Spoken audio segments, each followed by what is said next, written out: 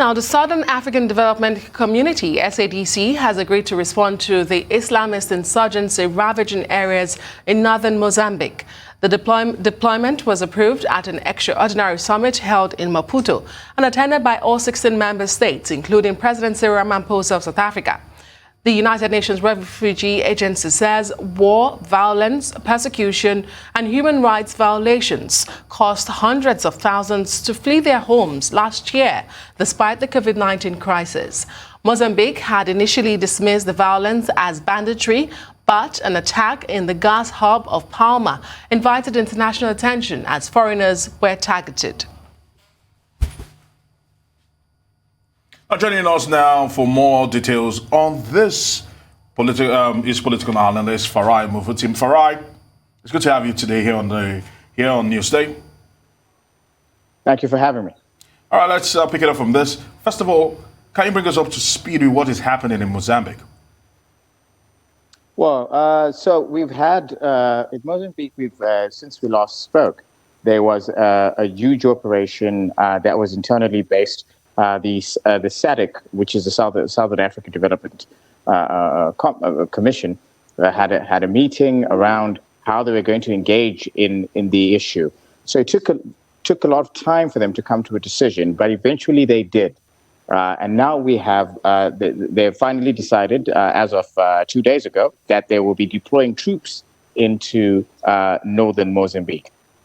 So Mozambique is finally getting some backup, but do we know more about this deployment? How many troops and what exactly they're going to be doing in Mozambique? Well, at present, we don't know the number of troops that will be going into Mozambique. What we do know is that the initial report that was released predicted that there will be about 3,000 troops going into Mozambique. But beyond that, the report is not really material-based. It's truly just a communique that simply tells us that this is the plan of action, but does not detail what that action is. All right, FARAI, talk to us. Initially, there were talks that locals were the ones being targeted, and they were reducing it to banditry. Now that foreigners are being targeted right now, does it take a different dimension, and does it get a more serious response because foreigners are now involved? No, I don't think so necessarily, because the dynamic remains the same. I think what was informing the collective decision from Sadc was really much to do with the fact that they had there were bureaucratic protocols that were meant to take place, and as a consequence, they had to ensure that these protocols had been preserved.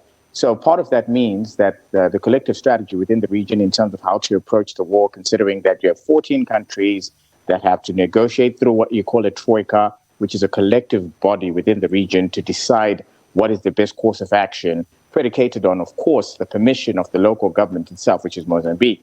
So it is that process of decision-making in terms of implementation strategy, who is the most experienced to take leadership within the actual space itself, and equally who is to ensure that there is collective there's a collective commander of the joint forces that are going into Sadc. So that takes a lot of bureaucracy, and I think it's them tabling those bureaucracies, discussing them at length, and then finally hashing it out and having a deployment strategy, and that's what's taken time.